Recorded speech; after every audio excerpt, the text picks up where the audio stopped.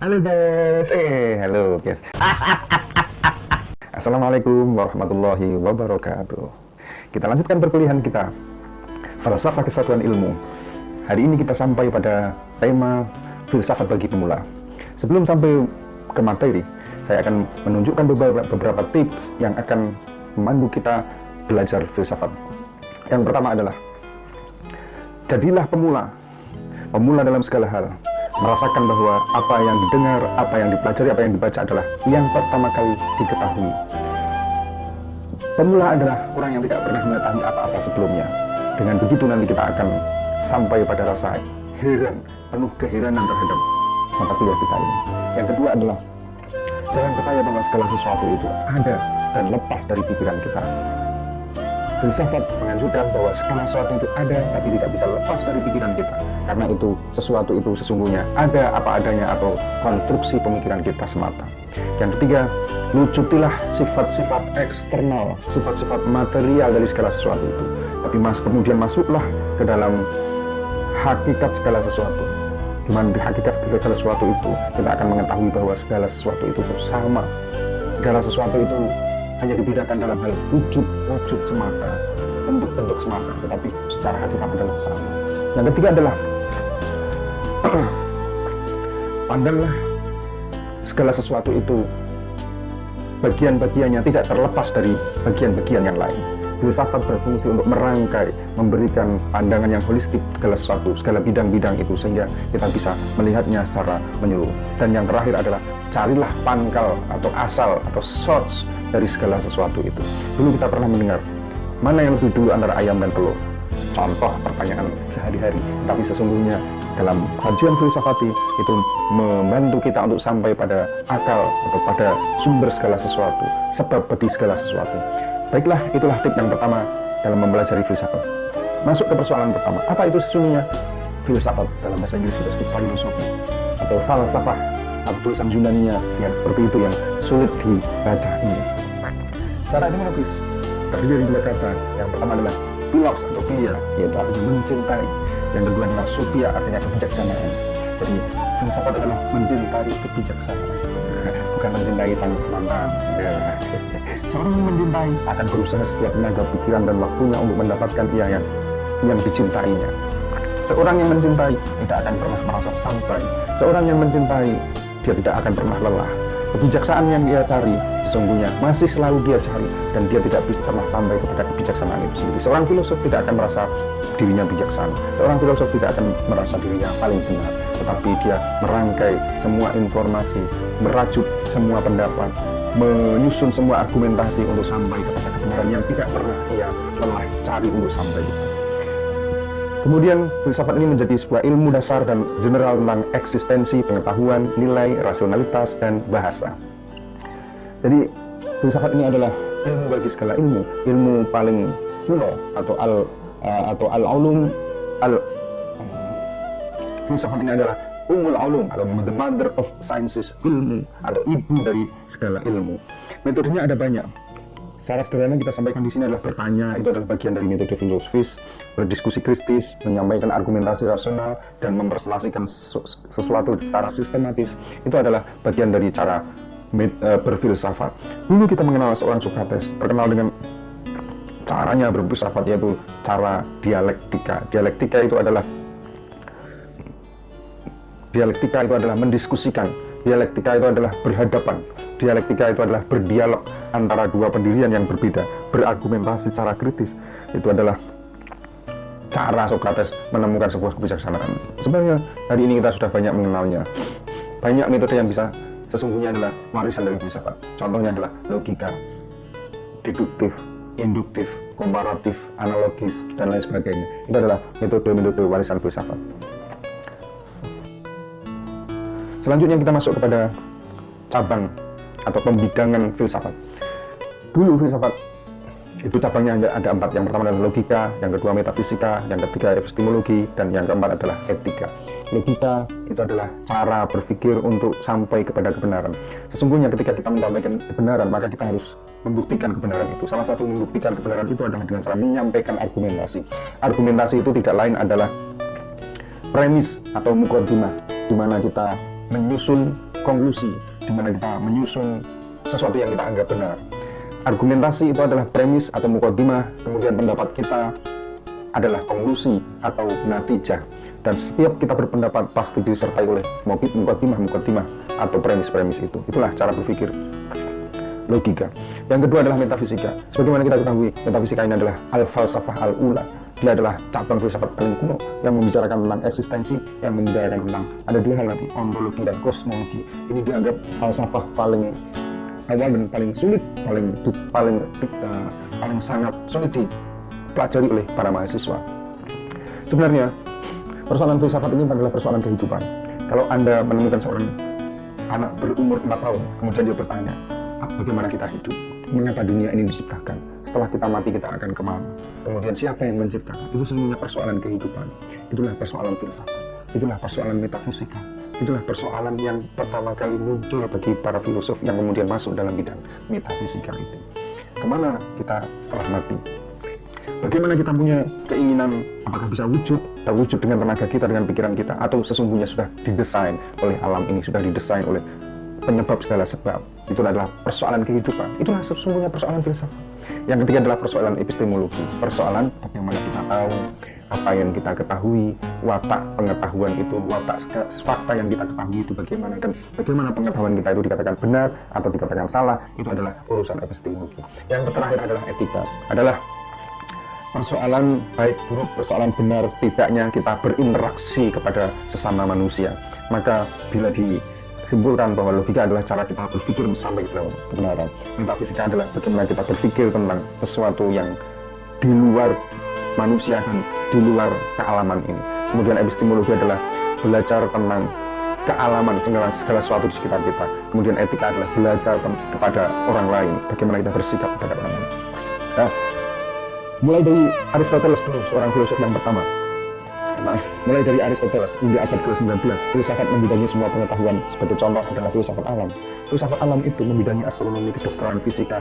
Astronomi, kedokteran, fisika ini adalah ilmu-ilmu di abad modern yang sekarang ini sudah terspesifikasi, yang sekarang ini sudah menjadi ilmu pengetahuan tersendiri. Dulu bayangkan, seorang Newton menulis buku berjudul Filosofi Naturalis Principia Mathematica. Ini dulu adalah buku filsafat, tapi sekarang digolongkan sebagai buku fisika. Mahasiswa yang saya cintai, ini juga pembidangan yang lain. Filsafat itu dibagi menjadi metafisika dan epistemologi. Di bawahnya ada ontologi kosmologi. Kedua adalah ada teori nilai atau etika yang saya jelaskan tadi. Ternyata di bawahnya ada banyak etika, estetika, filsafat politik, filsafat hukum, filsafat pendidikan, filsafat feminis. Kemudian selain logika dan matematika, di bawahnya ada logika sendiri, filsafat ilmu, filsafat matematika. Kemudian ada secara filsafat, dan yang lain adalah filsafat agama dan metafisika. Ini pembidangan lain juga, ya, tergolong pada keluasan dan kesempitan, tergantung pada keluasan dan kesempitan, dan tergantung pada identifikasi kesamaan antar bab. Itu kemudian orang membuat pembidangan di mana pembidangan lain itu satu sama lain berbeda. Yang ini adalah pembidangan yang lain, yang kedua, yaitu estetika, epistemologi, etika, filsafat hukum, logika, metafisika, filsafat bahasa, filsafat budi, filsafat ilmu, filsafat politik, dan filsafat sosial. Di abad ke-19, ya, perkembangan universitas research modern mengakibatkan filsafat dan bidang-bidang ilmu itu menjadi profesional dan spesial. Jadi filsafat sekarang hanya menjadi kajian kecil. Karena apa? Karena tuntutan dari perkembangan research di universitas modern itu mengakibatkan filsafat itu, dari filsafat lahir ilmu pengetahuan yang spesialis, ilmu pengetahuan yang spesifik, yang profesional, yang terapan, sehingga filsafat ubahnya hanya menjadi kajian yang kurang profesional, kurang spesialis. Di era modern bahkan kajian-kajian yang dulu masuk dalam filsafat menjadi ilmu yang berdiri sendiri. Sosiologi berdiri sendiri, psikologi berdiri sendiri, bahasa, ekonomi berdiri sendiri.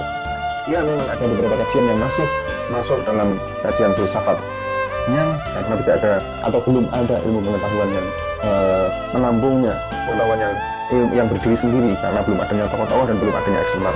Contoh pertanyaan tentang apakah keindahan itu objektif atau subjektif, apakah cantik itu subjektif atau objektif, apakah ganteng itu subjektif atau objektif, apakah ada banyak metode ilmiah ataukah hanya satu saja, apakah keinginan politik, apakah utopia itu sesungguhnya adalah mimpi-mimpi yang bisa diharapkan pada dunia pendapat saja. Ya.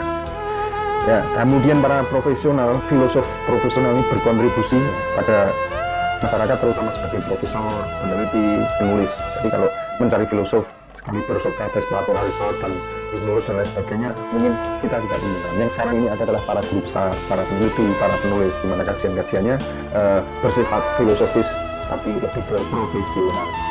Namun banyak dari mereka yang mempelajari filsafat dalam program sarjana atau pasca sarjana berkontribusi dalam bidang hukum. Jadi orang ahli hukum sekaligus menjaminkan kajiannya secara filosofis, jurnalisme, politik, agama, sains, bisnis, dan berbagai kegiatan seni dan hiburan. Itu mereka mengkaji segala sesuatu itu, segala yang ia kaji itu dengan pendekatan filosofis. Itulah para filosof hari ini. Nah, di abad ke-19 memang filsafat alam contohnya melahirkan astronomi, kimia, biologi, kosmologi, dan lain-lain. Sudah menjadi anak dan berdiri sendiri dan sudah beranjak dewasa. Dan filsafat akan kembali sebagai seorang ibu yang hanya dikaji sesekali waktu saja. Filsafat sosial menjadi sosiologi, antropologi, komunikasi, psikologi, dan lain sebagainya. Matematika menjadi logika, matematika, filsafat ini. Berdasarkan mazhab filsafat itu kita bagi menjadi banyak. Ini contoh-contohnya saja. Sebenarnya masih banyak lagi. Aristotelian, Augustinian, Averroes, Avicennis, Neoplatonik, Platonis, Platonik, Scotus, dan Thomis. Berdasarkan wilayah filsafat kita petakan menjadi banyak. Yang pertama adalah filsafat Barat, yang kedua adalah filsafat Timur Tengah, yang ketiga adalah filsafat Buddha, yang keempat adalah filsafat Asia Timur, yang kelima adalah filsafat India, yang keenam adalah filsafat Afrika, yang ketujuh adalah filsafat Amerika asli. Apa itu filsafat Barat? Filsafat Barat ya tentunya filsafat yang tumbuh dan berkembang di belahan dunia Barat secara politis, terutama Eropa dan Amerika. Dimulai dari filsafat Yunani, yaitu abad 6 sampai dengan sebelum Masehi sampai dengan abad 4 Masehi. Itu ada tokoh-tokoh seperti Thales, Pythagoras, Socrates, Plato, dan Aristoteles. Kemudian tokoh Helenistik setelah Socrates, Plato, dan Aristoteles. Yang kedua adalah abad tengah. Abad tengah ini kita hitung sekitar 10 abad lamanya. Ada tokoh seperti yang paling terkenal adalah Thomas Aquinas. Kemudian berakhir di pemikiran Bacon. Masuklah ke dunia modern. Dunia modern ini berjalan hanya 4 abad, tetapi warisannya luar biasa. Ada orang seperti Descartes, ada orang seperti William James, ada orang seperti Nietzsche, dan lain sebagainya. Yang terakhir adalah kontemporer, yaitu abad 19 hingga sekarang. Biasanya filsafat Yunani itu konsen pada filsafat alam, filsafat abad tengah konsen pada teologi, filsafat modern konsen pada epistemologi, pada teknologi, pada ilmu pengetahuan atau sains. Sementara filsafat kontemporer konsen pada bahasa. Nah, begini kawan-kawan, modernitas ini adalah simbol kejayaan filsafat Barat. Modern itu ada artinya baru, terkandung di dalamnya yang pertama adalah subjektivitas, bahwa manusia itu menjadi subjek bagi kehidupan alam. Dia tidak hanya menjadi tolak ukur kebenaran, tapi dia adalah yang menentukan alam semesta ini. Yang pertama. Yang kedua adalah kritik. Dia mengkritik, karena dalam subjektivitas itu terkandung makna kritik terhadap teologi, kritik terhadap warisan, tradisi, dan kritik terhadap otoritas, kritik terhadap dogma yang sebelumnya mengunggung selama 10 abad, yaitu yang disebut sebagai abad tengah itu. Yang terakhir adalah kemajuan. Jadi setelah subjektivitas kritik, maka progresivitaslah yang muncul. Itu adalah semangat modernitas. Selanjutnya filsafat Timur Tengah. Filsafat Timur Tengah ini kita golongkan menjadi 4: filsafat Yahudi, filsafat Kristen, filsafat Iran, pra-Islam, dan filsafat Islam. Biasanya ketika kita mengkaji falsafah kesatuan ilmu ini, kiblatnya adalah mengkonfrontasikan antara filsafat Islam dengan filsafat Barat yang sebelumnya. Filsafat Islam, banyak orang terutama penulis-penulis Barat mengatakan bahwa filsafat Islam itu sesungguhnya tidaklah orisinal, ia hanyalah warisan dari filsafat-filsafat sebelumnya. Oke, saya akan menjawab bahwa yang pertama, kesan itu muncul karena kegairahan para filosof muslim menerjemahkan, mencari pengetahuan kemanapun, betul ilmu oleh bising, atau ambillah hikmah dari mulut keledai misalnya. Maka kemudian kesan bahwa filsafat Islam itu adalah warisan atau limbah dari filsafat-filsafat Yunani, atau tidak ada originalitas dalam filsafat Islam.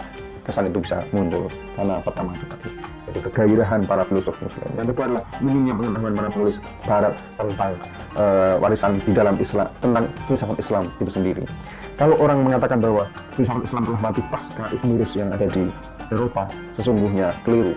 Filsafat Islam hidup di dunia Iran, Ada tokoh-tokoh seperti Mullah Sadra, ada tokoh-tokoh seperti Mehdi Hail Yazdi, dan sebagainya. Sesungguhnya Oke guys, kita lanjutkan. Masih banyak ya filsafat Buddha. Kemudian kita sampai ke filsafat India. Ada lagi filsafat Asia Timur. Ada lagi filsafat Afrika. Dan ada lagi filsafat orang Amerika asli.